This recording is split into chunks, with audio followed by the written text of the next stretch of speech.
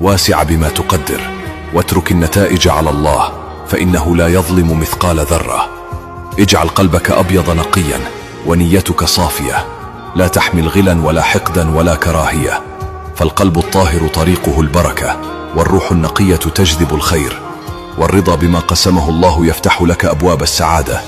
تذكر دائما ما كتبه الله لك لن يقدر أحد أن يمنعه، وما لم يكتب لك فلن تناله مهما سعيت، فاطمئن وارضى، فمع اليقين بالله يحيا القلب آمنا والروح ساكنة مطمئنة. من المستحيل أن يذهب لغيرك شيء قد كتبه الله لك، فاطمئن، فما قدره الله لك ستلقاه في الوقت الذي يشاء، لا يتقدم ولا يتأخر لحظة واحدة. فلا تحسد أحدا على رزقه، فلك رزقك الذي لن يأخذه سواك. ولا تحقد على ما في أيدي الناس، فالله يقسم الأرزاق بعدله وحكمته. عش راضيا مطمئنا